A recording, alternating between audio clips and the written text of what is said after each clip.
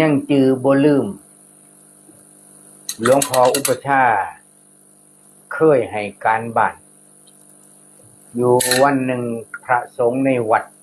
แล้วก็ครูบาอาจารย์มาจากต่างจังหวัดก็ล้วนแล้วแต่เป็น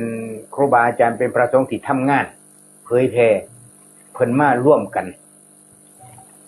กระผมอาตมาก็ได้นั่งในนั้นน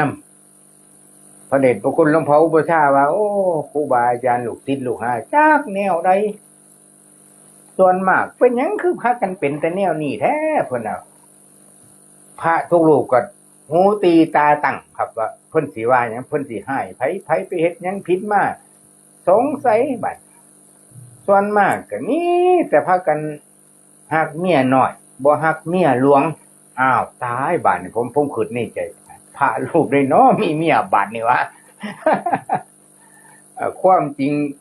ก็นี่แหละครับประเด็นมื้อที่เฮาสนทนากันนี่เลยครับความหมายของหลวงพ่ออุปชาเพิ่นก็ว่าครูบาอาจารย์พระลูกศิษย์ลูกหาของเพิ่นนั่นทำงานเผยแผ่นั่นเอาชีวิตแลกงานทำงานแบบบ่คิดชีวิตนี่ละคือจังอาจารย์ครูบาอาจารย์อยู่หน้าจอนี่แหละทุกรูปนี่แหละครับบ่ได้ฮักเมียหลวงเลยเมียหลวงนี่เพิ่นหมายเอาถึงสังขารร่างกายเจ้าของนี่นะครับอัน ว่า เนี้ย มาโลดว่ามาโลดก็ตรงๆเลย เมียน้อยน่ะหมายถึงหน้าที่การงานโอ้ยไปตองต่อยโอ้ยสารพัดสารเพบัดเทื่อแจ้งแล้วโอ้ยพากันหัวขวนกันว่าซั่นโอ้ยตอนหลวงพ่อว่าพากันย่านตกใจ ก็ญาติโยมทั้งหลายคันสิเว้าไปแล้วเด้อญาติโยมผู้ฟังรายการวิทยุ FM อยู่ตอนนี้อยู่หลายสถานีฝากญาติโยมพ่อใหญ่แม่ใหญ่แต่ว่าเว้าเรื่องป่วยนี่ขออนุญาตสานต่อพระเดชพระคุณหลวงพ่อเพิ่นเปิดประเด็นไว้เมื่อกี้เดี๋ยวนี้สังคมเฮาสิบ่ว่าพระบ่ว่าโยมหรือว่าภาพรวมภาพโดยรวมบ่ได้บ่งเพศก็ป่วยกันหนักแต่ว่าป่วยนี่ที่นี่มันมีอยู่สองอย่างหนึ่งคือป่วยจิตป่วยสองสังขารร่างกายป่วยถ้าสังขารร่างกายป่วย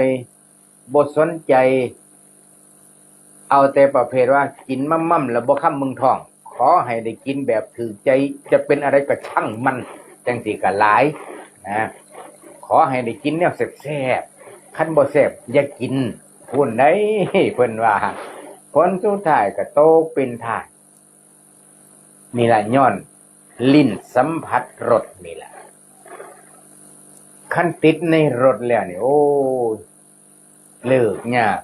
แห้งหลายญาติโยมผัวเมียทะเลาะกันย้อนบ่ใส่ผงชูรส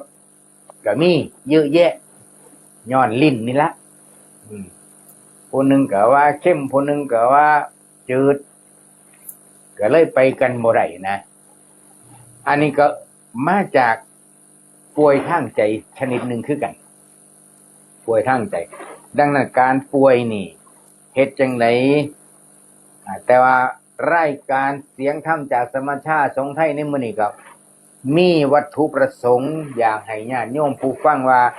หนึ่งล่ะอยากให้พากันตระหนัก